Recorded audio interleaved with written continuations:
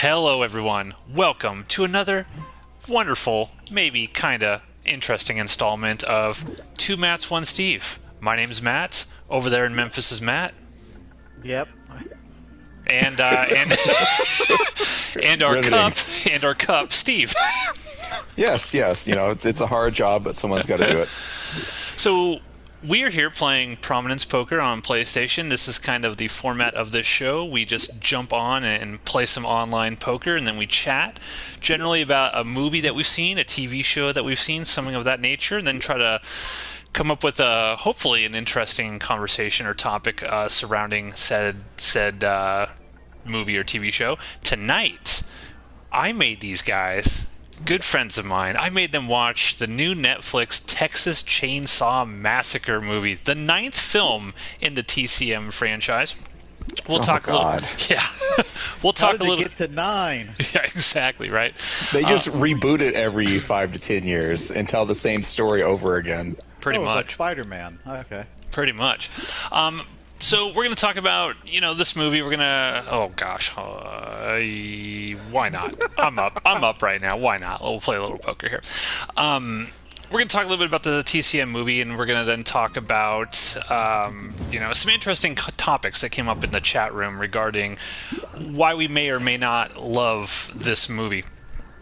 And then, of course, give our top 10 sort of movie monsters / villains, whatever we decide to call that at the very end here. But before, just sort of like what I did with Spider-Man No Way Home, I want to know, because you guys clearly, you guys like horror movies, but you're not, certainly I wouldn't consider yourselves horror fans, knowledgeable, kind of like on the level I am. Like, I've seen all of the Texas Chainsaw Massacre movies multiple times, aside from this most recent one. Leatherface is kind of on the Mount Rushmore of those sort of 70s, 80s horror icons. You got Freddy, you got Jason, you got Michael Myers, you got Leatherface. Usually those four are considered the big guns of the 70s, 80s. Where are you guys on your, love of the Texas Chainsaw Massacre franchise? Do you like Leatherface as a character? Could you care less? How many of these movies have you guys actually seen? Steve, we'll start with you. Where are you on the TCM franchise as a whole? This franchise is probably among the most overrated horror franchises, in my opinion. The only good Texas Chainsaw movie is the 2003 remake. Everything else is hot garbage. Could not give less of a shit about Leatherface. Did you ever, when you were growing up as a kid and watching horror movies and stuff, were you aware of Leatherface being sort of this icon of horror, or were these just movies you occasionally caught every once in a while and just didn't pay much attention to them? Oh yeah, I was definitely aware, but I guess I kind of draw a line between horror movies that have a supernatural element and horror movies that don't. And I always really, really loved the supernatural ones. Any horror movie where what's going on could actually happen in real life, like, for whatever reason, that just automatically made me less interested in it. Okay, fair. Ronin, where are you on Leatherface and the TCM franchise? He said liking Leatherface as a character. I mean, he doesn't really have one. Holy shit! Look at all the look at all the spades. That's a lot of on the board. spades on the board. Okay, so that's my feeling on Leatherface spades. No, I've seen the original movie, and as Steve was talking, I suddenly remembered that I believe is the second one the one with I think it's Dennis Hopper who Yes. had the two chainsaws and these weird little bandoleros on his waist, and I'm the Lord of the Harvest, burn it down. Yep, the very one. Yeah, that's a weird ass fucking movie. Interesting. Yeah. So I understand that he's I understand he's one of the big four, but he's kind of he's essentially the same sort of thing like Jason or Myers. He doesn't really have a character out. It's the family around him that typically gets that makes up for his lack of character. what's interesting to me, I think there's a number of interesting aspects of the Texas Chainsaw Massacre franchise. Obviously, everyone is familiar with the original that came out in the early 70s, directed by Tobe Hooper. But if you look at every Texas Chainsaw Massacre sort of sequel or remake that sort of came after it, they have literally like nothing to do with each other. So you have the first one that's sort of this very famous grindhouse exploitation horror film. And then, in the 80s, Texas Chainsaw Massacre Part 2 came out, which is, like you said, Ronan, it's a weird fucking movie. I mean, Dennis Hopper's high on cocaine the entire thing. It's a comedy more than it is this grindhouse exploitation sort of thing. Completely different from one another. Even Chainsaw 3 with Viggo Mortensen, he's in that. That's like, it doesn't even seem like it's in the same continuity as the other two. You have Chainsaw 4, The Next Generation. It had Matthew McConaughey and Renee Zellweger in it. That basically had nothing to do with any of the other ones. You had the remakes that came out in the early 2000s. You had the one that you like, Steve, the first remake there, and then you had The Beginning, which was like the prequel to it. I still think not as good. They're not as good, but I still think those are like the only two films that really have any connective tissue whatsoever. There was a prequel that came out a few years ago called Leatherface, that was just god awful. And I honestly had no idea that this film was even really coming out until very recently. And it was like, oh, there's a new Texas Chainsaw Massacre movie and it dropped on Netflix. Let's check it out. So, Steve, you're really good at giving sort of a synopsis of this movie. Can you tell me what TCM, they dropped the. Movies do this now. They dropped the, and it's just Texas Chainsaw Massacre. So tell me, what is this movie all about? So this movie, it takes place in roughly modern day, but it opens telling you the story of Leatherface attacking someone in the mid to late 70s. And then now 50 years later, 2022-ish, this group of millennials, as far as I can tell, have basically tried to buy a town in Texas that they've tried to buy like a ghost town and try to set up their own little enclave there. But so they go to a woman's house. They thought the town, everybody's been kicked out. But there's a woman living in a home that used to be an orphanage, and they basically tell her she needs to leave, which causes her to have a heart attack and die. Her last orphan that she was taking care of turned out to be Leatherface, who I guess is 70, 80 years old at this point. It's got to be in his 70s. Yeah, got to be at least 70s. But after his caretaker orphanage lady dies, he goes on a killing spree, and the story doesn't really get much more detail than that. The main character is a survivor of a school shooting, so she's very afraid of guns. She has to try to overcome that to fight Leatherface at the end. And fails.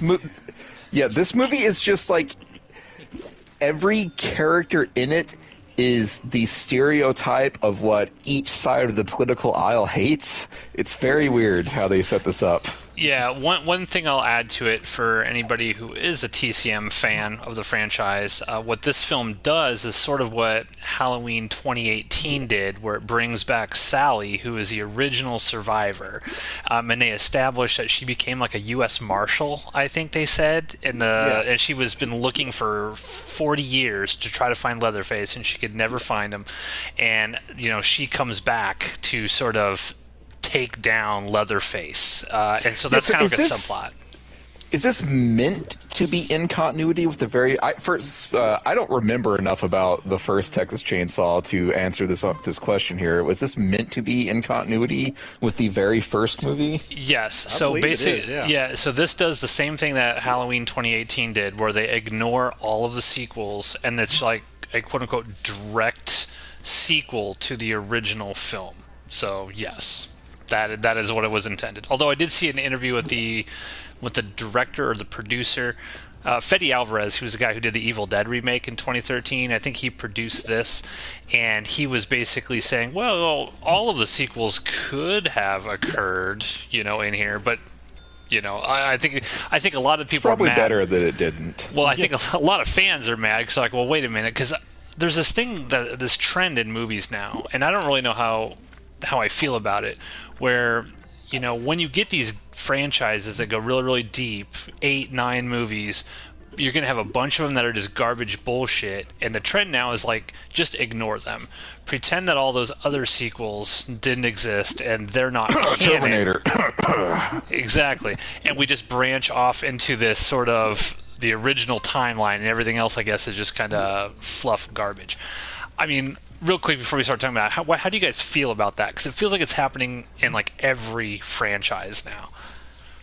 I'm fine with it as long as they do a good job. I'm a comic book fan. I am completely okay with things just being retconned for the most part. If DC they can does that every second Thursday. If they do a good job with it, I'm fine. If you replace one shit continuity with another, then I think you've wasted everybody's time. On the surface, I don't have a problem with it. As long as you make it clear that it's meant to be like a new continuity, rather than just all these other movies actually happen still, even though it makes no fucking sense. Gotcha. Okay. So, yeah, Steve's absolutely right. That's basically the premise of this movie, is these kids show up and then Leatherface just sort of wrecks shop. Ronin, what did you think of this movie?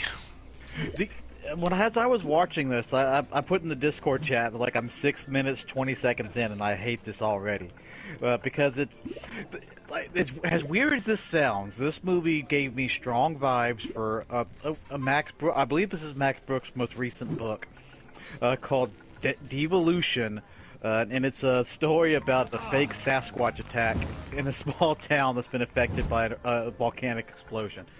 And you read this book, and like Max Brooks, for whatever reason, seems to just have pure hate and contempt for these characters. They are just written off as like the most stereotypical airhead, stupid, hippie liberal types you could possibly imagine. And then suddenly, once the Sasquatch start eating everybody, they suddenly find their balls and they toughen up.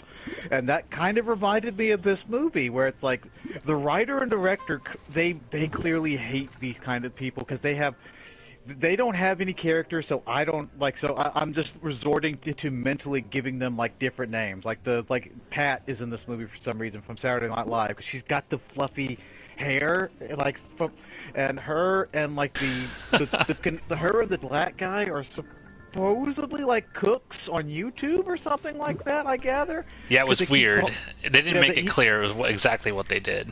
Yeah, but they have enough clout to have gotten all these young people to come down in this party bus and like bid on all of these old towns, but without going inside of them, which goes to show just how stupid they are. Because like when they do go inside of like the theater, it's got this gaping hole in the ceiling. There's a huge convenient puddle in the floor.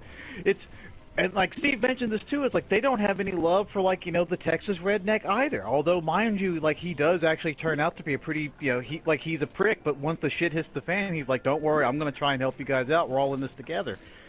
But then he just doesn't. It's like they hate this. They hate everybody in this movie. So like everyone who is actually native to Texas in this movie is basically, and there's one like real big example, but it's they love guns. They drive gigantic pickup trucks that don't need to just spew smoke into the atmosphere. They're like angry. They road rage. Think of every like Texas redneck stereotype that a liberal would point to as the bad guy, and that's in this movie. On the flip side, the heroes, air quotes, are these super young liberals that stream absolutely all parts of their life. They don't want anyone to own guns. For any reason, they threaten to cancel people. This is just a movie of competing stereotypes. Don't forget about the self-driving Tesla. Okay, so where you guys see criticism, I'm also gonna agree with you to a certain extent. I think that this could have been a really cool premise had they actually executed it properly. I liked the idea that this girl was, in a school shooting, and she survived a school shooting, and she was sort of terrified of weapons and guns. And, if that's the way that she's got to overcome it, I like that kind of concept and idea. But I was fine with that. But they really screwed it up. It's just we should point out this movie is 80 minutes long with credits. It's super super short, and so none of these characters get any development whatsoever. I was watching this with Alyssa, and her comment, she was like, "Wow, we just got right into this, didn't we?"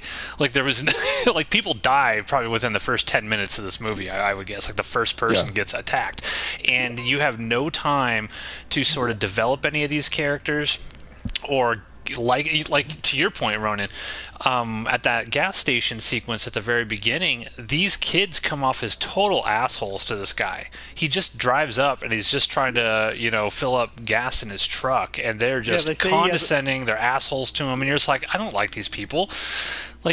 They're dicks, but they could have done this in such a way where, because I love that sequence when the girl who got shot is talking to sort of the stereotypical guy, and he's showing her his AR-15 or whatever weapon that is, and and you could see okay, he kind of understands why she doesn't like guns, and he, and vice versa, because she's kind of picking it up and looking at it, trying to get over that sort of fear. And that was a good sequence there, but it's boom, it's gone. Like a fart in the wind, it's gone so quick. It leads to nothing too. It's that's a chance for progression and character growth. But then suddenly, because they had the bright idea, we're going to bring back the survivor from the first Texas movie. But that doesn't go anywhere either. She's dead in 5 minutes. Yes. I was just thinking, we'll get there. Because I will say, the only character in this movie that I liked was the main character. She's also the only one with, a backstory. She's a survivor of a school shooting, so she's very terrified of guns, but she also has this extra element where all of her friends, especially her sister, expect her to become this anti-gun advocate and, be the voice of gun control and against guns, make this, an important thing. People are going to be looking to you, for leadership now because you've seen it firsthand. And she's like, no, I don't like guns. I was shot by one. Clearly I don't like guns. I don't want to deal with it. That. Yeah, I don't want to be this advocate. I just want to heal, for fuck's sakes. Yeah, and I liked that arc. Or no one has an arc in this movie. I liked that bit about her character. But, it kind of... She picks up a gun at the end, as you would expect her to. What I was actually expecting was this group of very, very, very opposite people work together. And no, Leatherface just kills everyone. Yeah. Just with no opposition either. And, everybody, let me rephrase that. Almost everybody has an attempt at a character arc. Even Leatherface. After, I want to say his mother, but it's not his mother, because this is supposed to be a sequel to the original movie. Yeah, just kind of his adopted mother, kind of. Yeah, kind of adopted mother. The adopted mother figure, and she, when she dies, he skins her face. And and also I want to quick note, the Leatherface mask made of human skin, when it's a fresh face, it just looks goofy. It looks like in the movies where it looks best, like the 2013 movie, it's a composite of different faces in different states of decay. That makes it look really creepy and scary, but when it's just somebody's face, it looks goofy. I can't explain why. I like in the Texas Chainsaw Massacre remake from 2003 or whatever, when Jessica Biel whatever sees and Leatherface turns around and he's wearing the boyfriend's mask. I thought that looked cool. That's kind of creepy. That was a fresh mask too. So it all depends on how it's shot and how it looks and everything. But I agree with you. I kind of like the decayed look a little bit better. Yeah, looks worn and lived in. She dies, and he kind of walks back home, and he while he's digging through while he's looking for the Pat and the token guy, he's going to the closet because he thinks somebody's hiding in there, and then he pulls out one of his mother's dresses and starts to cry, as they're trying to, he's human. They're trying to show you that Leatherface is human, but it goes nowhere because this scene of him crying is then followed by I'm going to dig out my chainsaw from the wall. So, a question for you guys, because I was kind of wondering this when I was watching it. When his quote unquote, adopted mother is dying in the back of that police car or whatever, she's like, "Don't go into my bedroom."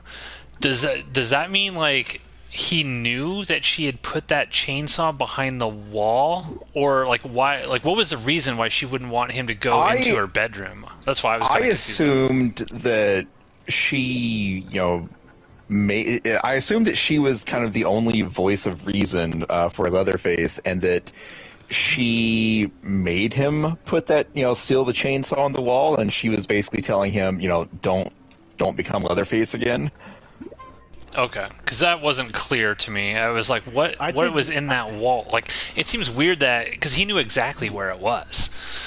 So, I don't know. Yeah, I assumed, or, again, the movie didn't show this, so I just kind of filled in the blanks in my head. I assumed that, after the events of the first movie, she must have already been, like, a motherly figure towards him, and so she took him in, and, made him, put away the chainsaw. And at the end, she's telling him, leave the chainsaw in the wall. Don't go shredding people, pretty please. That's I can't even definitely a problem with because, the film. Yeah, when I was watching it, I didn't even hear what she was telling him. So I had no clue, because I knew she was telling him something, but I didn't even know what she was saying. Yeah. So she tells him something, and then suddenly he snaps the deputy or whatever. He snaps his arm like a Twix bar. That was awesome. I mean, okay, what I will give this movie for is I think a lot of the blood, gore, and the kills were pretty sweet. And there was multiple times in this movie where I was like, oh, like when Leatherface takes the hammer or whatever and knocks that guy's knee back, and the Texas guy's leg bends back.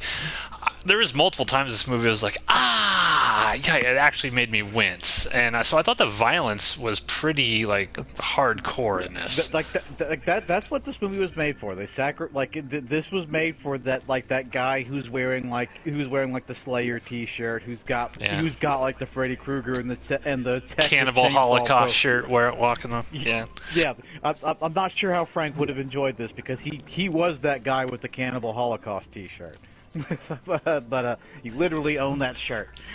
but the bus scene, that was clearly when the bus scene was happening, my thought was clearly similar to like at the end of Rogue One. Like, the only thing I remember from that movie was Vader's lightsaber turning on, and I just picture like all the Star Wars fanboys in the theater going, "Oh fuck yeah," rubbing their hands together. And that was the same sort of thing. That's a good analogy. Yeah. The bus scene is the only reason this movie exists. It's here to it's for the gore hounds, which is it's always fascinated me, because while I'm hardly a chainsaw expert, I am aware that the first movie, for all of its hype as being this incredible, this hyper violent movie, is borderline bloodless. It's all in your mind. You barely see any blood in that movie. Yeah, the original basically has no blood in it at all. And just like the original Halloween has barely any blood in it. Yeah, and then you go to this movie, which had its own equivalent of the blood ray from Blade, and it's got its own version of that in the bus. Yeah, this was a super gory film. If people are interested in it, just if you just want to see a splatter film, if you just want to watch Leatherface running around with a chainsaw carving people to shreds, this definitely works on that level, I think. I think the film is shot really well. I think it looks good. It reminded me a lot of how the remake looked in 2003. It seemed to have that kind of similar feel and tone to it. What I could not get past in this movie and this will lead to a bigger conversation that we're going to have, is the sheer stupidity of the characters in this. If we talk about things making no sense whatsoever, like character decisions in this make zero sense. Even like the rules of death make no sense in this movie. Death doesn't come for people until they've died and then come back to do something. Yeah, well, it's like at the very beginning, there's this girl. It's like this blonde girl who is, I guess, riding to the hospital for some reason to to be there with this lady who's dying of a heart attack or some shit. It doesn't even make any sense why she's going with them. But Leatherface ultimately kills her, and what he does, he basically just like cuts her in the stomach, and she immediately drops dead, like immediately dies. And later on, Sally, the final girl from the original Texas Chainsaw Massacre. I will point out that is not the original actress. Marilyn Burns. Yeah, Marilyn Burns died in 2014, so they recast Marilyn Burns, very famous, final girl, one of the original final girls in all of horror cinema, if you think about it. They recast her with this other lady. She literally gets a chainsaw through the body, through her spine. Leatherface lifts her up in the air 5 feet in the air and chucks her against a wall. And then 5 minutes later, she's still alive. She's firing shotguns and shit. I'm like, this makes no goddamn sense. When Sally does show up, they have established that she has been looking for Leatherface for 50 years or whatever it is. And she's there to kill him. And she walks into his room and he's literally just sitting there. Just sitting there on the bed looking at her. And she's got the gun and she could end him right there. And she's she decides not to because he doesn't remember her. She's just you don't remember me, do you? And she's so, I guess, screwed up by that she lets him go. That kind of shit makes no sense to me. It also makes no sense for Leatherface also didn't instantly try to kill her there. He just kind of looks at her, acknowledges her presence, and then just kind of walks away. Yeah, I don't... I feel like I have an explanation for that. This shotgun is the worst shotgun I've ever seen. I think she may have just filled it with blanks because no one takes any damage from this shotgun at any point in the movie. That's true. 70-year-old Leatherface gets rocked by a couple of shotgun shells. No, he's fine. Yeah, he gets shot at least 3 times with his shotgun and is fine.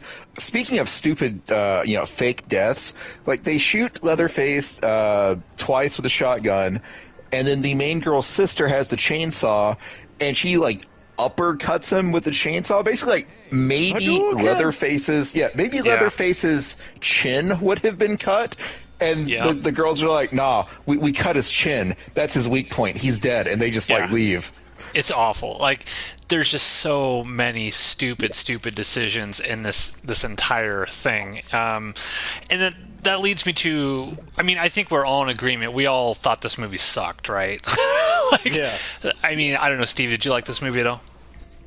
Yeah, I found it entertaining, but I wouldn't call it good. Among the Texas Chainsaw movies, it's probably the only one that I didn't outright hate, aside from the 2003 remake that I actually enjoyed.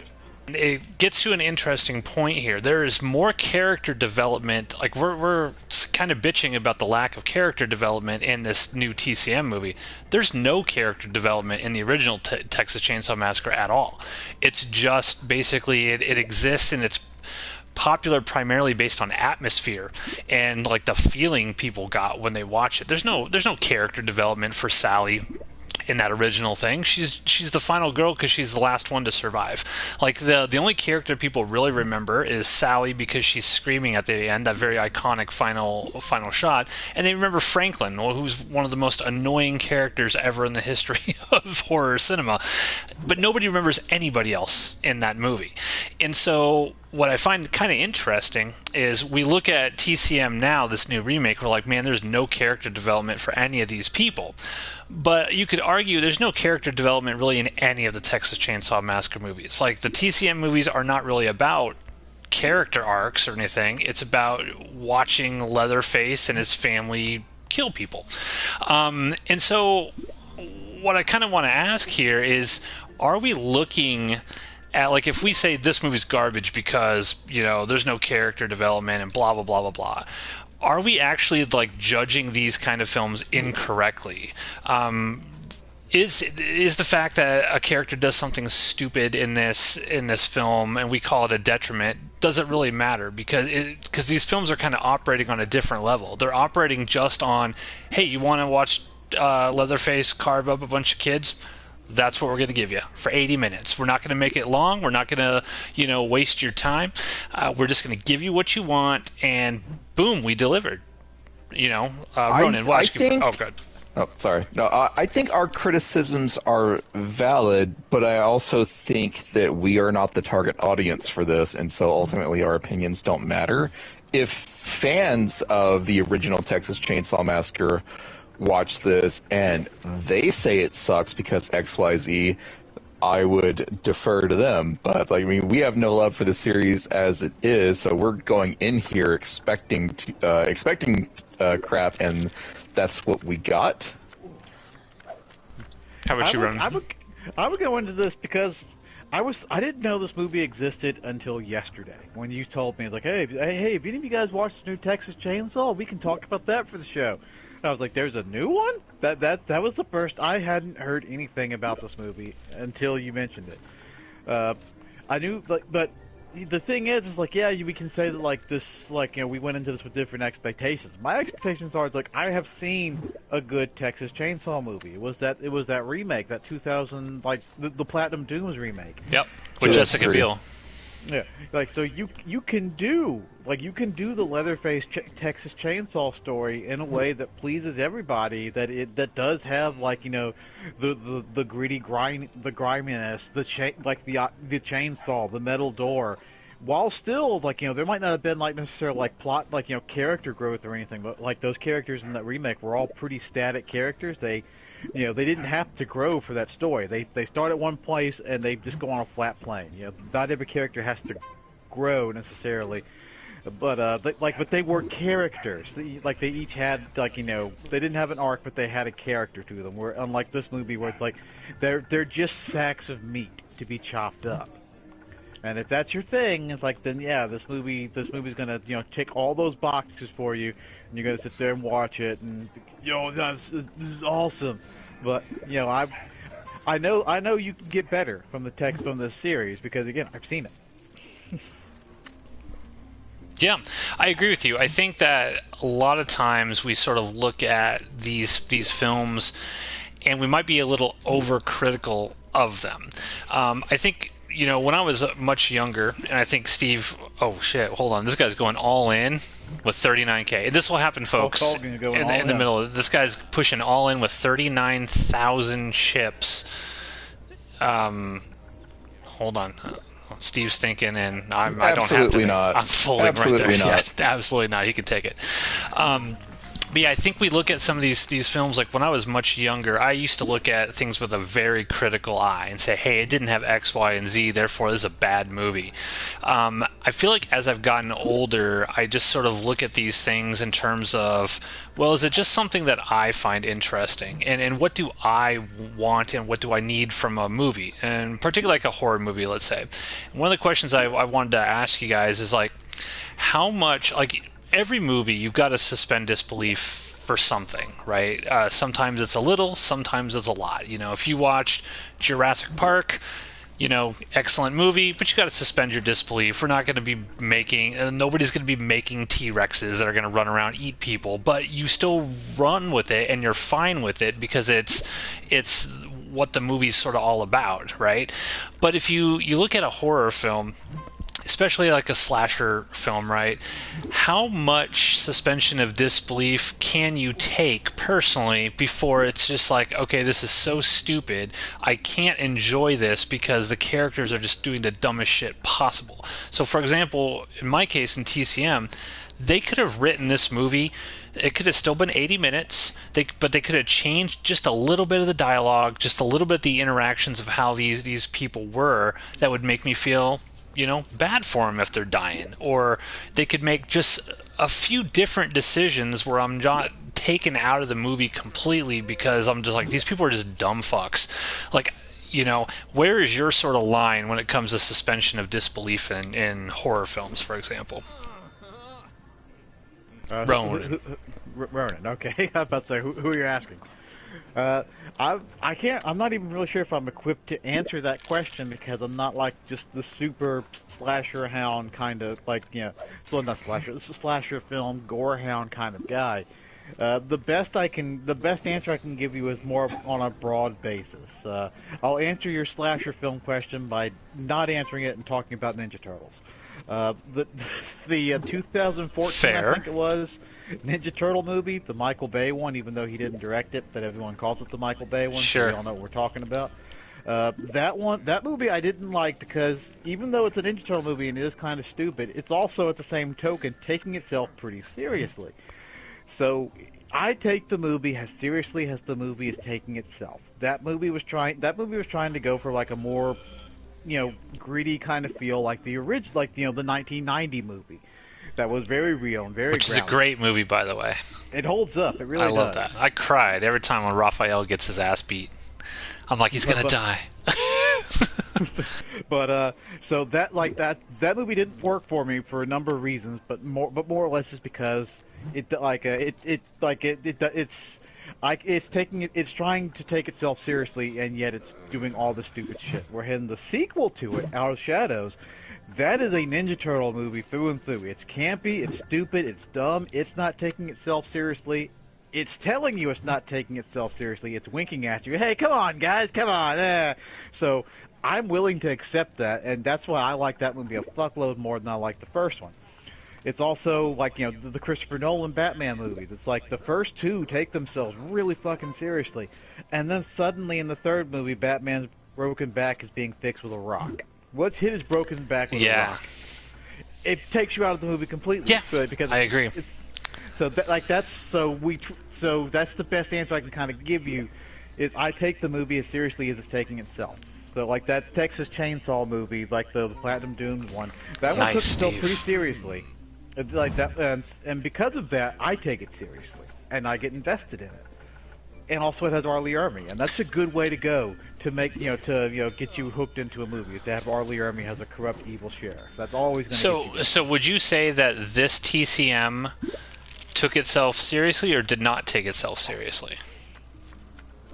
I don't think it is, but at the same time, everyone is so unlikable in it. Like even the school shooter girl, who we're supposed to. The fact that I can't tell you her name is a big fucking tell that, like, because you can watch a Friday the 13th movie. No, Melody was the sister, right? Was the curly-haired sister.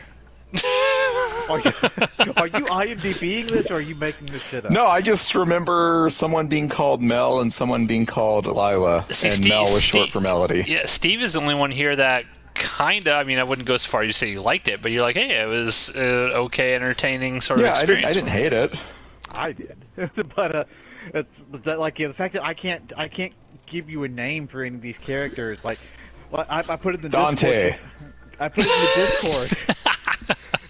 I put it in the Discord that, like, one of our main characters, in my mind, I just kept calling her Pat. It's like, it's Pat. It's like, because she's got the fucking hairdo. You can't do that to me.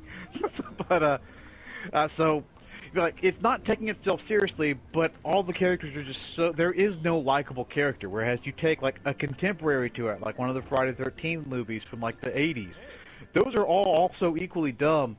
But not every character in those movies is unlikable. You can gravitate towards some people. It's like you can tell. It's like, this is the dick jock, this is the mean girl, this is the shy girl, and you can at the very least get attached to them based on that and that alone. I can't do that with this movie because everyone is unlikable. What about you, Steve? What's your line for suspension and disbelief in these types of movies? I'll agree with Ronan on the more serious the movie takes itself, the less I can suspend disbelief, but I'll kind of attack it from a different angle. I don't feel like I have a limit on suspension of disbelief when it comes to a movie's premise. Like going back to Jurassic Park, like the bar to entry, you cannot watch the movie unless you accept that dinosaurs are going to be a thing. So on the premise, I can accept just about anything. My suspension of disbelief for individual character decisions is at like an all-time low. The second a character does something just monumentally stupid, it takes me out of it. So, like seeing, Luke Skywalker in The Last Jedi. Yes, exactly. So yeah, I can't get on board with with a movie that requires someone to be an idiot for the plot to happen. Yeah. So the main girl, not the main girl, the girl from the character from the original Chainsaw not shooting Sally, Leatherface. Sally not shooting Leatherface was monumentally dumb. I feel like everything else in this movie, I can chalk it up to kids being afraid and making stupid decisions. But Sally, you waited 50 years to do this, and then you just don't. That's pretty unforgivable. Like, make Leatherface, maybe Sally wants to have this standoff. Like, hey, you know me, you know I'm here, and Leatherface, gets up and puts on the face of one of her friends, and that puts her, that stuns her for a second, and then Leatherface attacks or something. But just having her say, he doesn't remember me, and that means he gets to get up and walk away, incredibly dumb. I want to just go back. You reminded me of something. It's like when they're leaving the bus after the gory attack, and they come across Sally, and she's like, "Get in the back." And they get in the back. She essentially kind of leaves them locked in there, but she also says, "Well, okay, it's clear that he wants you, and I can't let you out until I kill him." I thought that they were gonna go with some kind of, now she's going to use them as as bait to get Leatherface into a trap. Did anybody else get that kind of vibe from that? Because that's another monumentally stupid thing. Just give her the keys to your fucking car and tell them, get out of town. This doesn't concern you. I'm going to finish this off. No, I think that actually made sense, because clearly Leatherface didn't give a shit about Sally anymore, because he could have killed her in the room when she didn't shoot him, but instead he walks off. But that happens afterward. That happens after the girls are in the back of her car. That's what I'm saying. It's like when they get in the car. Yeah. She locks them in the car. She is locked. Yeah, she does, because they keep telling her let's get out of here. Look, the girls are saying, "Let's get the fuck out of here," and she says, "Nope." Yeah, nope. I'm not gonna do that. I can still buy that. Says he wants. Yeah. But she was a marshal. Like that, they established that she was like a U.S. marshal. A U.S. marshal is not going to just let a couple kids. I mean, she could drive them out.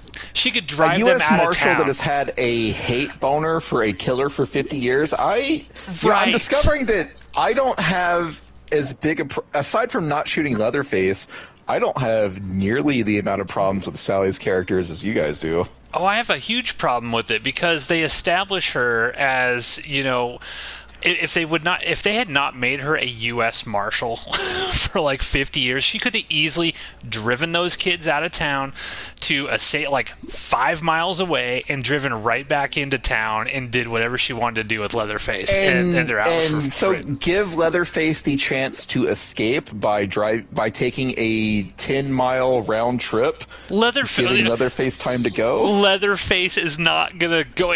Have we ever seen Leatherface drive a vehicle in any of the movies? I don't even think we have. He walks everywhere. He's escaped for 50 years. He can take his mask off and just wander into the goddamn corn.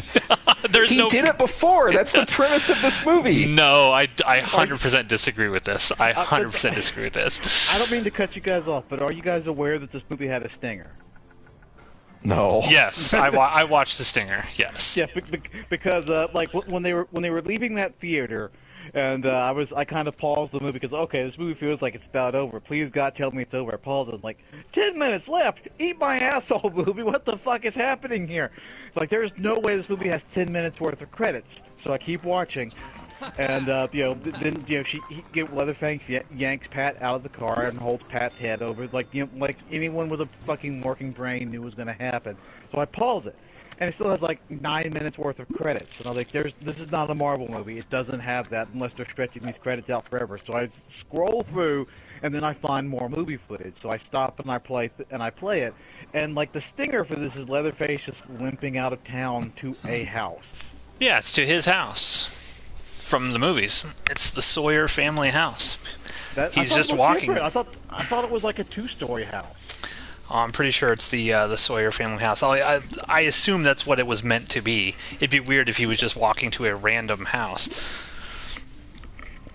Maybe it's Sally's house, but how would he know that it's hers? No, I don't think so. I think it's meant to be his house. But regardless, I have a big problem with the motivations of all of the characters and what they do in this. And to me, and let me preface this because I'm sure there's going to be people listening to this at some point that are going to leave comments and bitching about whatever they're going to bitch about. No, they're not. I 100% understand. Like, if you came into this movie just to watch a gory thing, like that sequence in the bus, I liked it. I was like, this is cool. I like watching Leatherface just rip up all of these kids with a chainsaw. That's pretty sweet. It reminded me a lot of what in Freddy vs. Jason.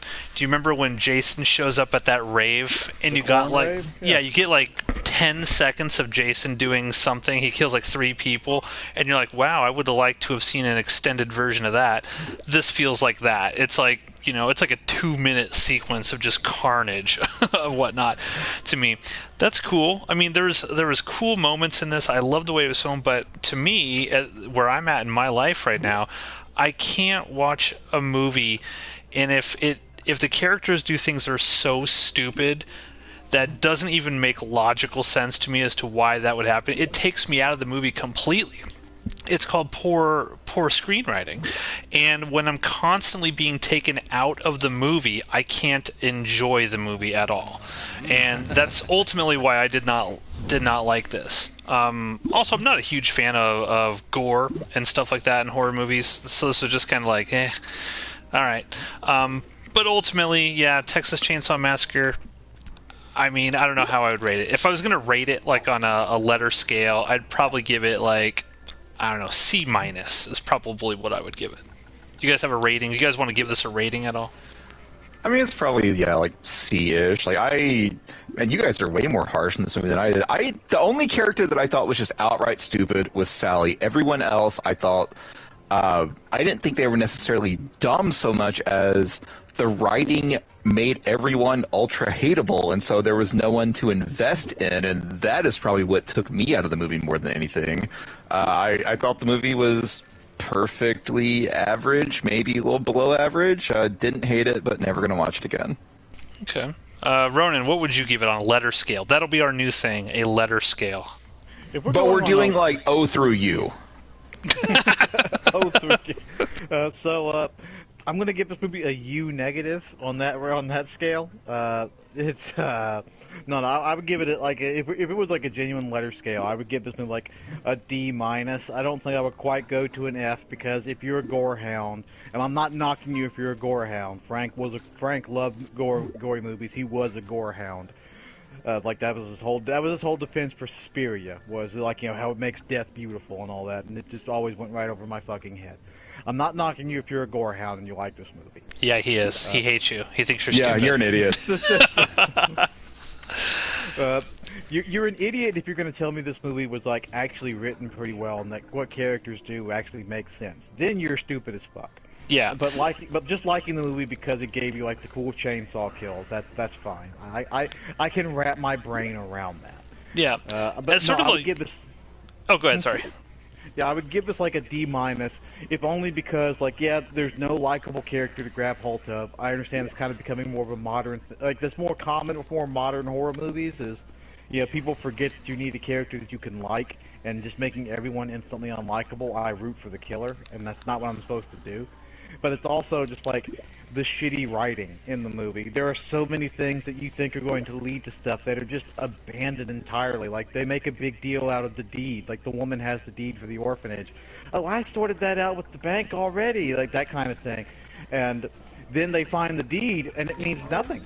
That plot thread went nowhere. Well, the reason why they found the deed is that was the end of the plot, because the whole idea was that lady was like, you're kicking me out of my place, and I own it. And they were saying, no, you don't. We own it. Get out. Get the fuck out. And that's what caused her to have her heart attack. And then they realized, oh, shit, we actually did not own this. We kicked this woman out, and that led to her death. And then suddenly, and then the curly-haired girl was like, oh, that was her emotional thing, right? She was all pissed off about it. I thought the point of that was all of these kids are meant to be like these young millennial idealists, and then they face a situation where they are 100% in the wrong. Yeah. That was the point of that scene. So I wouldn't judge it too harshly on that. But I 100% agree with you that I think the film, if you're going into the film just because you want to see a lot of blood and gore, and you're sort of, and if watching a slasher film and character decisions are not a priority to you, like you don't care, you're like, just get me to a place where I get to see whatever I want to see on screen. I want to see Leatherface carving up a busload of kids. Get me there. However I have to get there, just get me there. You're going to like this movie. I mean, on that level, I would say it's like a B, type of film. But, to me, just in my place, I just want good characters now. Like, when I was 15, 20, 25, that would have been cool to me. I would have liked that, but it's like now I'm old. I'm like, I just want to see a little bit more. I've seen so many slasher films that are the exact same way, with the same exact sort of stuff, and I just want. Give me a little bit of character development, just please. That's why I rated it a little lower. Yeah, that's more or less. It's like it does too many stupid things. Like we've said, like we stated before, that it's like if like I think Steve was saying how if the movie only works if characters are stupid. That's always been like the biggest problem with the Walking Dead show too. It's like if your movie or show requires the events to happen because characters do things that are dumb and don't work in anybody's interest, then it's just. Yeah, I want to come back to this topic when we're done talking about Texas Chainsaw. Well, it's good that it's interesting that you mentioned that, Ronan, because it all gets back to that sort of main thing I was asking is like, how much can you suspend your disbelief? Because, for example, I hated the fucking Walking Dead. I hated it. I watched the first season of it. I even watched the second season of it. And I hate zombie stuff anyway. But I was like, there was a specific point where they're all on this highway and all of these zombies are coming after them. They're freaking out. And then basically it was like, all we had to do the entire time was just get underneath the cars and we're safe. But people just decided not to do it in order to, and then just to be able to show this like these crazy death scenes and stuff like that. I'm like, I'm checked out, right? It's just like, I can't. There's a line, and it's hard to define exactly when a character crosses a line to you, where like that decision was so stupid that I'm suddenly that I no longer care. It takes me out of the movie. It's like when we watch a movie have really bad CG in it or something. It takes you out of the movie. You're like, God, that was awful. Or any other aspect of a movie, right? What if it's a terrible shot, or you're watching some micro budget movie and the audio is terrible on it or something, takes you out of the movie. Character decisions do that to me. And like I said, I like the idea and the concept of this a lot. I wish that we would have gotten another 25-30 minutes where they could have developed some of those characters like Dante and all those a little bit more. Make us like those characters. They're supposed to be idealists, right? They establish from the very beginning they are these idealistic sort of liberal characters who want to create a new society where there's no violence and there's not going to be any school shootings because they're going to attract all these people to this town to sort of live in this idyllic setting. If you're an idealist, don't make these characters just abject assholes from the very beginning, because that undercuts their entire concept, like their entire point. And I understand maybe that was what the filmmakers are going for. It's like, hey, these people aren't really idealists; they're just, selfish asshole young people or whatever. They want to surround themselves with people that think like they think. Right. It's going for both sidism. It's like, where it's like, okay, well, they instigate the incident with like the redneck guy, but then he turns out later, but then he goes on to be a bit of a prick too, until he suddenly isn't.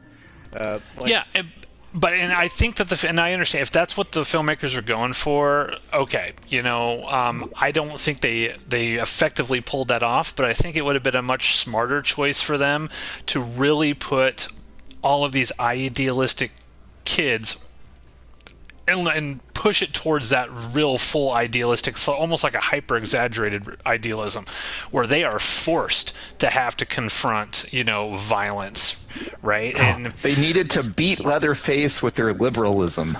They need to do something. Suck socialism, Leatherface. I feel like they could have done so much.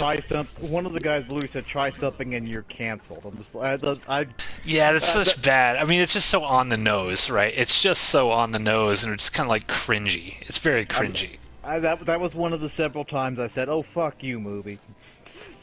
Yeah. Okay, Steve, you wanted to get around. So overall, the film was okay to a little bit less than okay. It's where I think we've said enough about this movie. You wanted to get around to a specific topic. What was that, Steve? Yeah. So the topic of because I'm completely on your side, Matt. Seeing a character do something just incredibly stupid is like my movie kryptonite. It just takes me out of it. And so years ago, I tried to think to myself, like, what's an example of a horror movie where they don't do that, where the story moves itself along without someone having to be an idiot. And it kind of struck me that like there's a franchise out there that has both a great example and then the opposite example where a movie can't exist without an idiot, and that's the Aliens franchise. In Aliens, the Marines realize that they're overmatched, and so they just try to, bunker down and wait for help to arrive. The plot continues because the aliens turn out to be smarter than they think. And then the opposite example is Alien Covenant, where the idiot ship captain watches android David kill a bunch of people, and then David's like, "Hey, follow me to the spooky basement," and the captain's like, "Okie dokie." Look over this terror egg. Yes. Are there any other examples that you guys can think of where a horror movie doesn't require an idiot for the plot to continue? And I have another idiot. I have another example if you guys don't have one. And I think Ronan's going to like this one. You could have also thrown in Prometheus in there for you need an idiot for the movie to work, because that one doesn't work without the idiot. We should just not talk about Alien sequels ever. So we could talk about 2 Alien sequels, and depending on what time of day it is, maybe Alien 3. But if you squint your eyes and tilt your head to the left, we can talk Alien 3. But so back on target. Back what Steve was asking. The thing that instantly comes to my mind, where there's not really an idiot in the movie, and it still progresses. All the events happen regardless. Is John Carpenter's The Thing. Because there's not really an idiot character. That's a good one. Yeah, that's a good one. There's not an idiot character in that, and when people do start to do weird things, it's because they're not people anymore at that moment. So, so that would be my pick for events progress without an idiot character. You guys might disagree with this, Steven. You might actually disagree with this. My initial idea was, Scream would be a good example of this, but it's so meta. It's certainly not all of the characters in the Scream, films. Are you saying just like the main character? Or are you saying every single character in the film cannot act like an idiot at some point? Like, how are you defining that again? I feel like every horror movie or any movie in general, you got to leave a little bit of room to chalk things up to panic. So I will say, if a movie has some characters doing maybe not the smartest thing, but it's not just egregious, like ship captain following David to the terror basement egregious. Okay. I have one then, because this is actually. I just threw away a good hand. Here's the one I will say. I will say David Cronenberg's The Fly. And the only caveat I will say to that is the film kind of is initiated because Seth Brundle gets drunk and jealous, and he decides, hey, I'm going to go through the telepod. But every decision that the characters make, other than when he's in an inebriated state, which I can sort of say, okay, I can. But that's a bad decision that's justified, at least. Yeah, but I think everybody, like she leaves him. She's trying to get the abortion. She gets her ex-boyfriend involved. Like, they're all making decisions in that seem logical, plausible, and realistic to me in a horror film. So that's the one that immediately comes to mind to me. Would be The Fly. I'm going to throw out another example, and I think Ronan's going to be happy with this. Maybe you don't consider this a horror movie, maybe horror comedy. Tremors. The heroes of Tremors immediately figure out how the graboids hunt. They immediately get on the roofs to protect themselves, and then they have an exit plan that only fails because the graboids turn out to be smarter than they expected. Yeah, that's a good example. One of these days, we need to talk about what we would classify as a perfect movie, Because Red Letter Media, they went like they discussed like the idea of like perfect movies, and Tremors was one of their concepts, like a perfect movie, and that would one of these days we need to go into that as the like because I would kind of agree, yeah, that Tremors is a perfect movie. I'm gonna have to rewatch Tremors. It's been a while. I mean, I love Tremors, but perfect seems like a strong word. Perfect. Like when I think perfect movie, like the movies that immediately come to mind to me are some like The Shawshank Redemption. That's a perfect movie. Back to the Future. That's a perfect movie. Those are the I will say I have not seen Tremors in many, many years, but I will revisit it. But I don't think Tremors when I think perfect movie. Yeah, love Tremors. I don't think Tremors. No, their explanation for why it's a perfect movie is because like structurally it all holds up. Like they're like and what Steve was mentioning, there's no stupid like instance of characters being stupid just for the sake of the movie progressing. The effects all hold up with the exception of one bad composite shot. All the effects still hold up. So that's more or less what they were meaning when they were saying like, yeah, it's a perfect movie. It's like it's that doesn't mean that like it's on the same level that like has a God, I just forgot. Like a Shawshank Redemption or something like that. Yeah. Yeah, that doesn't necessarily mean that it's on that level of like they're on for the what exact it's same, trying to do. It's perfect for what it's trying to do. Like for example, I guess you could argue The Thing is a perfect movie for what it's trying to do. Like that was going to be my pick. Yeah, like there's nothing bad in the Thing, what it's setting out to do, it exceeds what it's actually setting out to do in every respect, whether it's effects, characters. I mean, you can't point to I would say Aliens, the theatrical cut. The director's cut, I think there's some flaws with it, but the theatrical cut of Aliens, I think that's perfect for what it's trying to do. I don't think there's any flaws in that movie whatsoever. Yeah. So that's more or less what they were going for with that. So that'd be an interesting topic to go into later on. It's sure. Like, what would you define as like a perfect movie? We'll put that on the docket. Yeah, because that has places to go. Yeah, and anybody out there listening to this, email us at outpostunknown@gmail.com. Tell us what your perfect movies are, and we will get to it on a future episode. But to wrap up this episode, let's talk about sort of our top 10 monsters, villains, however you want to sort of classify it. I don't know if I could name 10. Really? You can't name 10 like movie monsters or villains that you really like? I could name like the big 3 or 4 or 5, but I feel like beyond that point, I'm just mentioning whatever comes to my mind. But whatever, I'll try to play along. You'll try to play along. Okay. So I came up with 10 that, and obviously I came up with these today. If I thought about this tomorrow, I might have a different 10. This is loosey-goosey. There's no hard rules to this. I was just kind of threw it out at the last minute, say, hey, your top 10 favorite horror villains / monsters, whatever it may be. I will give a couple honorable mentions because I did not feel that they fit into sort of like the spirit of what I was going for here, which is kind of like more horror / horror adjacent creatures, monsters, things of that nature.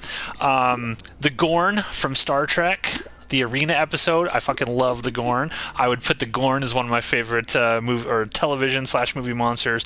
Mothra, fucking Mothra. I don't consider any of those kaiju Toho movies to be sort of horror movies. I don't even consider the original Godzilla to be Gojira, a horror film. But Mothra is my favorite. I'm sure Ronan can appreciate how much I love Mothra.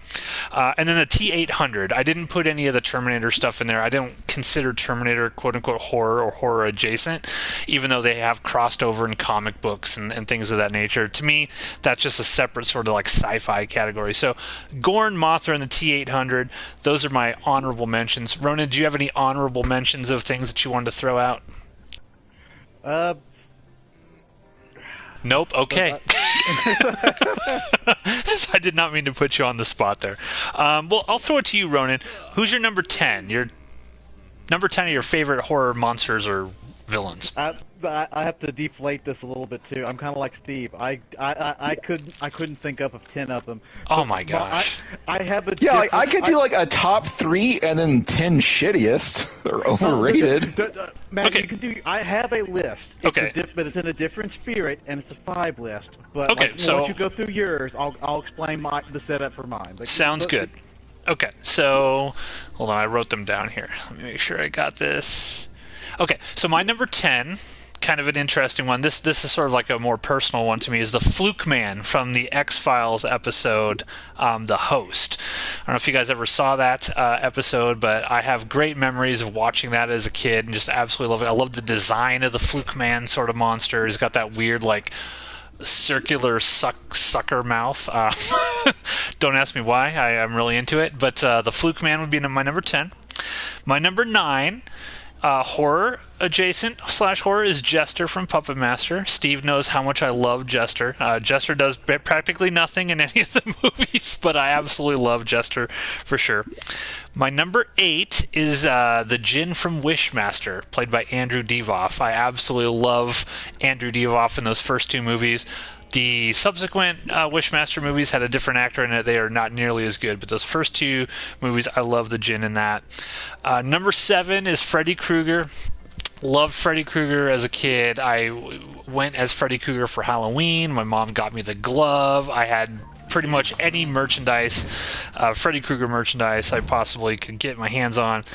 My number 6, and this might be a little low for you guys, is the Xenomorph from the Alien franchise. My number 6, I think it's arguably, even though it's lower on my top 10, I think it's arguable that it is the greatest design for a movie monster ever. If someone were to say, hey, yeah, it is the greatest monster design, I would not really argue with that. I just really, really love the Xenomorph. However, my number 5 is the Predator, because I like the Predator just a little bit more. I like just sort of like the culture that surrounds the Predator and the honor system that the Predator has. And I love that Stan Winston design from the original film for sure. And I love Predator 2 as well. That's one of my favorite movies. So Predator's number 5. Number 4 is the Wolfman from the classic Universal monster Wolfman. Hard decision for me between all of the original Universal movie monsters, but the Wolfman is probably, today I lean more towards the Wolfman. Tomorrow it might be Creature from the Black Lagoon. Just sort of depends on my day. But today, the Wolfman. And I also think that the Benicio del Toro, Anthony Hopkins remake of it from 2010, I believe Emily Blunt's in that as well. I think that's really underrated. I think that's a fantastic remake. Maybe at some point in the future we can discuss different types of horror remakes, and that'll definitely be one I touch on.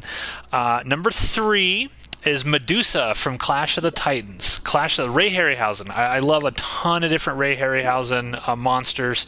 Clash of the Titans, you might say, is not horror. It's more sort of like classical sort of fantasy type stuff. But I would argue that the Medusa in that is actually shot and filmed as a horror monster. That whole sequence when she's turning everybody to stone and the lighting and everything of it and all the snakes, it's shot like a horror scene. So I love Medusa.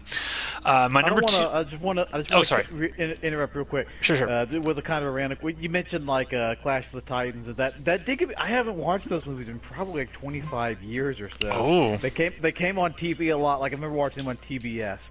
So I'm interrupting just to say, like, are you aware of, like, do you know if they have like a Blu-ray copy or anything like that of those movies? Are they public domain?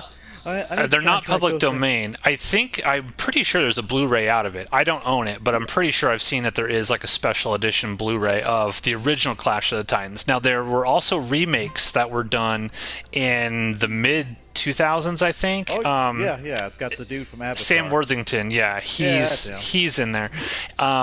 Those I actually don't mind. I think Wrath of the Titans, which was a sequel to the Clash of Titans remake, is actually really good.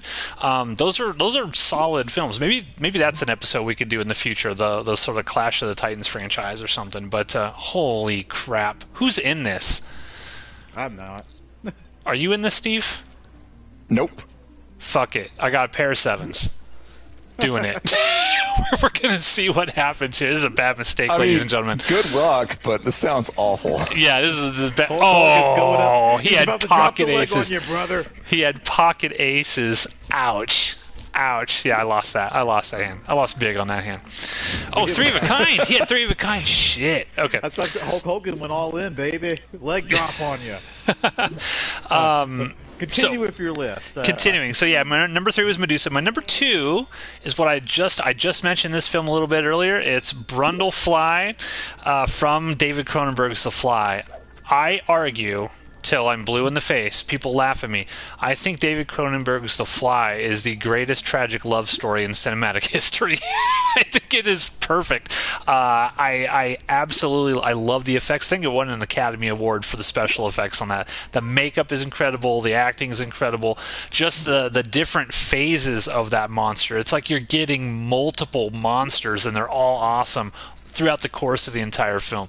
So Brundlefly would be my number 2, and then my number 1 all-time sort of favorite horror monster is The Thing from John Carpenter's version of it. I absolutely love Rob Bottin's effects, and that's another one where every version of that monster, aside from maybe the last iteration at the very, very end, but all the versions of that monster were just so amazing and cool. I remember when I was watching those as a kid, I was just like infatuated with all of the crazy effects and the different types of monsters. And The Thing can literally be anything. It could be anything it touches. I think they say in the movie, it could imitate anything from any planet, any creature it's ever been in. So literally the ideas are endless with The Thing. So The Thing is my number 1 sort of movie monster. Okay, Ronan, we'll turn it to you. What's your number 5? All right, so I made my list in a kind of a more different-ish sort of spirit, because I was going through it and it was like, okay, well, it's like, what are top 10 favorites? I just couldn't get behind it because it was just to put the big names on there. I guess I had to put Mike Myers on here somewhere. Oh, here's such it. I just wasn't feeling it, so I was thinking, what's a better way to go about this? So here is a list of 5 monster horror characters who, if I was in descending order, like from lowest to top, where I would basically shit a brick if I was stuck in their world. Okay. So number 5, because in terms of this is the most survivable world, would be Jaws. Because while I love this movie, I cannot argue with Steve's bash on it. And if you get out of the water, the movie doesn't happen. So essentially, yeah. If you're in Amityville, and the shark's going around, and you're worst rider, and everyone's trying to kill it, I'm perfectly safe so long as I don't go in the water. So that's why it goes to the bottom of my list, because love the movie, but this shark ain't no threat to me. I'm just not gonna go in the water. I'm gonna wait until they kill the goddamn thing, and then I'll go in the water.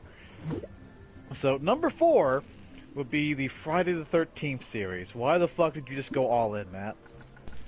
Don't worry about 2,000. I only had 2.6 thousand chips. You got 85,000. Yeah, I'm a millionaire. I don't care. Go ahead. So number 4 would be the Friday 13th series. Because let's suppose that I'm at Camp Crystal Lake. It's like the people who usually die in these movies are the ones who are always fucking, or the ones who are always drinking and stuff. I'm lame, so the odds of me fucking are pretty low. I don't drink, so I'm gonna survive on that. My odds of survival are in the high 60% range. I'd like to think so. Has there been a slasher film where it takes place on a camp like that, but everybody's a virgin who does not drink, and the killer just can't kill anybody? But not until we make it. Coming next summer. It's like the shortest horror film of all time. So now we're moving on up in terms of the more apocalyptic. If you're stuck here, it's you're in a lot of fucking trouble if you're stuck in this world. So my number 3 is a world in which the Blob exists. Ooh, yeah.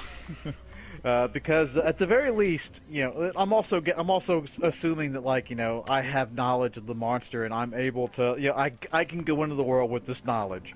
So it's if I realize, oh shit, I'm in the world of the Blob, particularly the remake Blob. At the very least, I do have a way. I have an idea of how I can survive it. I'm just going to move to Minnesota or something, or some place where it's it almost never gets above 30. and then the Blob's not really going to be able to bother me because he's going to be freezing solid. But yeah, but that's a tricky one, because if the Blob goes unchecked, he just assimilates the entire world. Fuck me, do I really want to go 20k into this? Yes, you do. Oh god, fuck me. YOLO. Which so I have the straight, by the way. I'm just letting you guys know. But you can only win 2,000 chips. I know. Oh wow. Well, what's happening? What's going I on? was seeing split pot on the screen and trying to figure out how much I got. Okay, yeah, I only got 7.53 thousand chips. I guess I walked out of there really well. I got. Yeah, 10. Ronan, you kind of cleaned up there. We got to bust Matt out. Okay, so we're getting more apocalyptic now. So my number 2 is if I'm in a universe in which the xenomorph exists. Because it's especially if I'm on a spaceship with it, my ass is gonna die. I'm just going to kind of accept this now. It's just okay. What am I gonna? Like, I have some knowledge of how it works, but no one's gonna believe me because it's just too crazy of a story to tell.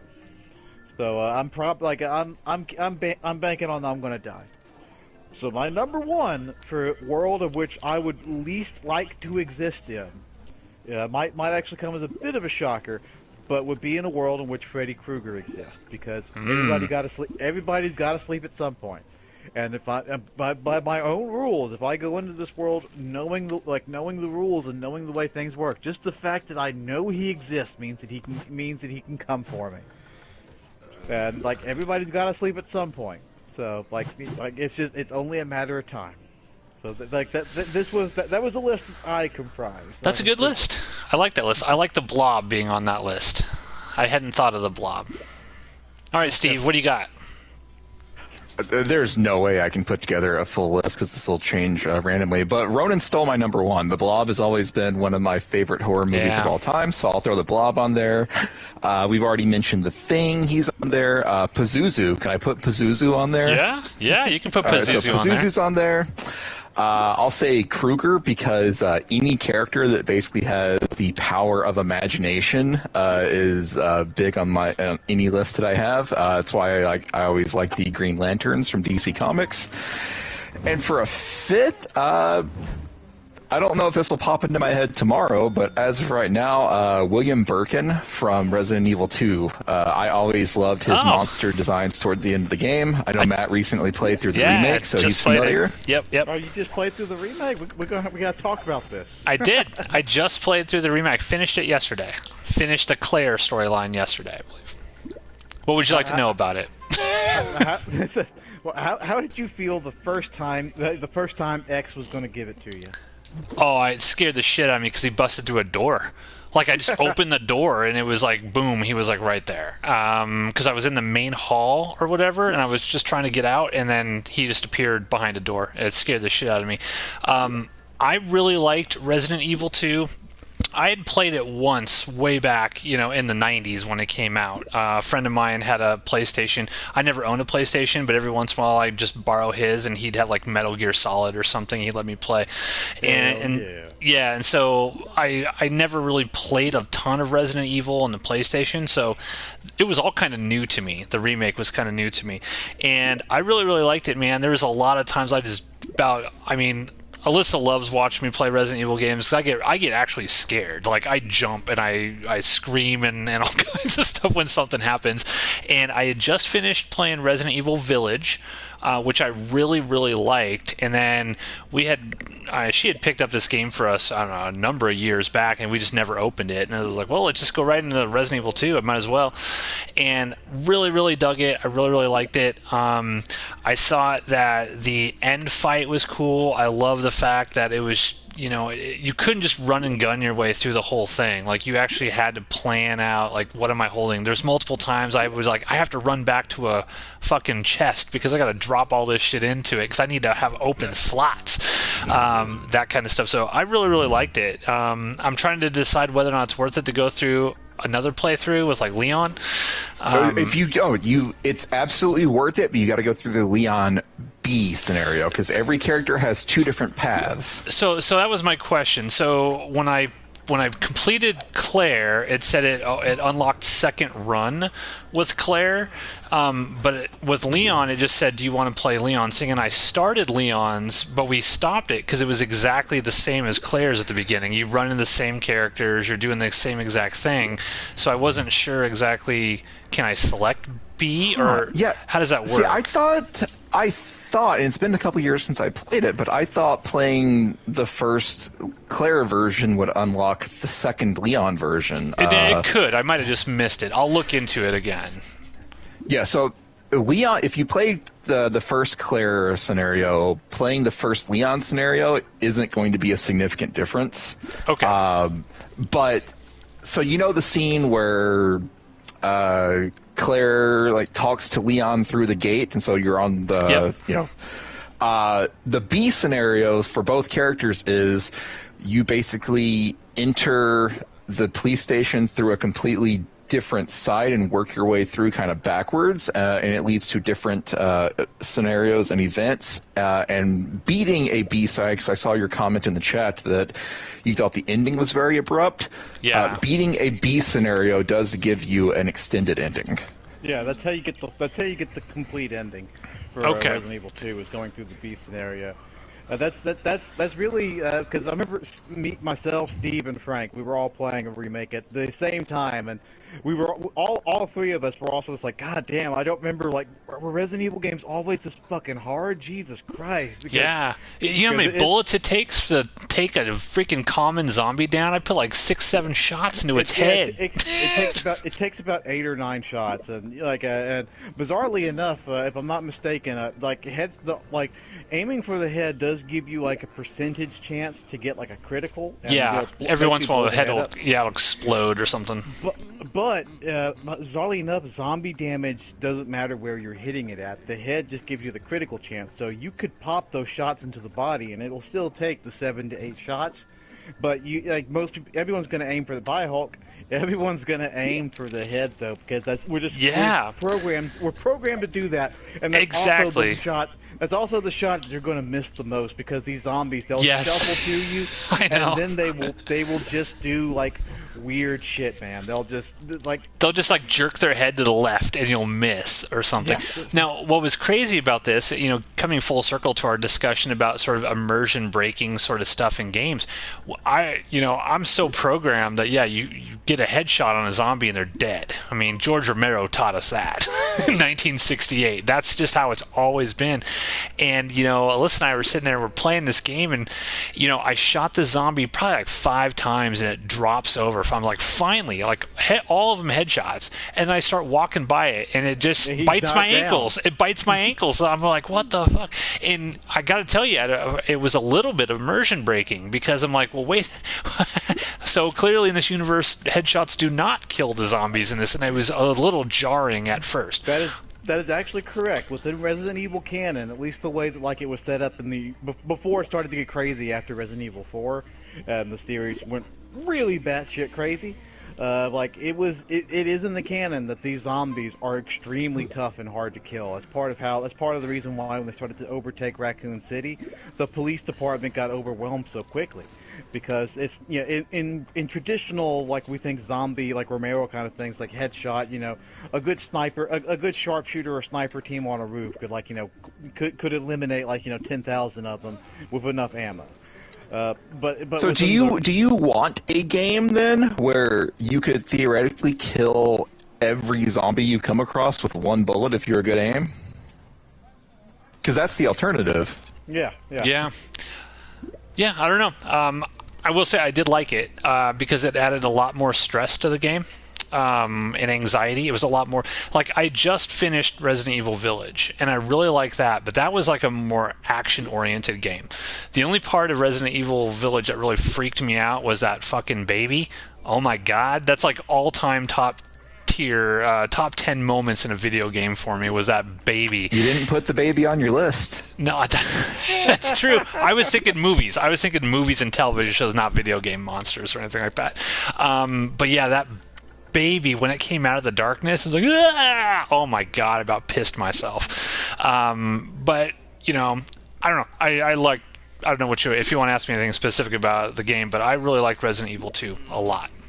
I just really like. It's definitely one of the best games of this Well, I guess it would technically be the last gen because we're technically in PS5 and Xbox, whatever the fuck it's called.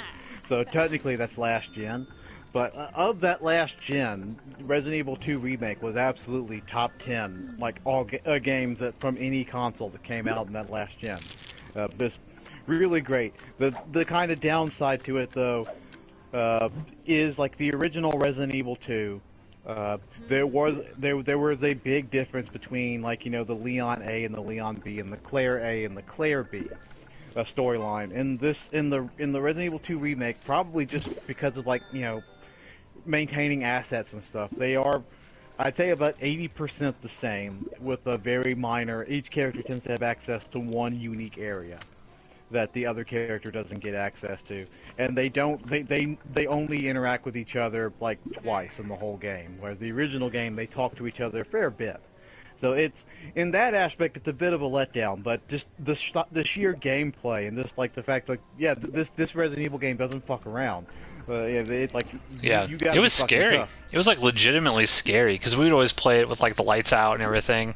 I jumped multiple times, but I will look into Leon B and see if I can just start that, because when I just picked whatever generic Leon storyline, whatever, it just started me at the gas station. I did the exact same things. Made it to the police station and was just doing the exact same things that I did with the Claire. So we were like, well, what is this? Once you attain mastery of the game, and for example, once you understand how X works, it's the first time I played it, that playthrough was probably 3 hours longer than it needed to be because I was terrified of X, and I would just hold out in rooms, waiting for him. And then after a second playthrough, I figured out how he worked. And now, if I play the game now, I might only encounter him once or twice because I know the route and I know where he is and I know how his AI operates. And I know is every time I'd open a fucking door, he'd be standing right there. It would make me scream. But just the footsteps. Hearing the footsteps all over the place, oh my god, it was really sort of nerve-wracking, and I like that. Even though I liked Resident Evil Village a whole lot, I never felt like I was really in danger. It wasn't a scary sort of anxiety-filled sort of game. It was just kind of cool, we're doing more action. It's more action-oriented than it was actual fear and scary and jump scares and things coming out.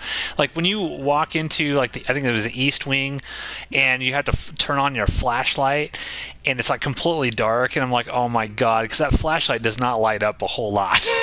No. So it's just it's so terrifying. The game is also when I say it doesn't fuck around, that applies to the difficulty, and if you're a gore hound, this game gets violent as fuck real quick.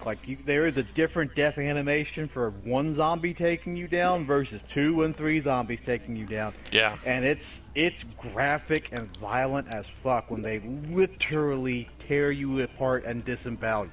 It's it goes there.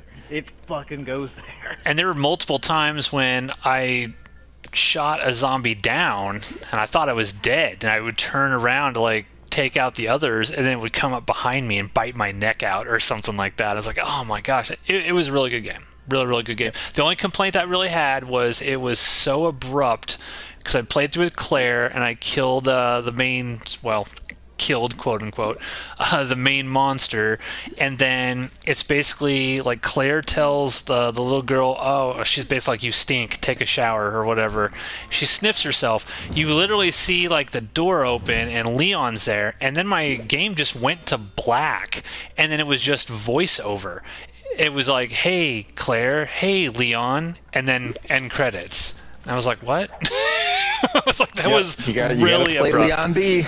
Leon B. Okay, I'm going to try Leon. So when you play Leon B, does it start the exact same way, where he shows up at the gas station and does the same stuff Claire does? it gives you a condensed ending. You skip the gameplay part of the gas station. Like it just you Okay. see like quick cuts of the gas station scenes, but you basically start outside of the police station. But you got to enter a different way from how Claire got in. Okay, so when I hit the Leon storyline, it made me go through the whole gas station again, the No, tutorial. no. Okay, so I got to find how to do this B. Well, yeah, we Okay. play it, and you go in that gas station. Look at the gas prices. Yeah, that's what Alyssa said. They're like $1.06. And they were probably complaining back then that was like high. Yep. Man, entitled fuckers. Okay, well let's wrap up this episode because I know we have more to talk about for a future episode. So anybody out there listening, send us an email, outpostunknown@gmail.com. Let us know what you thought. You can leave a comment, I guess, on the YouTube video. We'll take a look. If you have any ideas for future shows or topics that you want us to cover and chat about, feel free to let us know. And with that, Steve, why don't you take us out? Bye.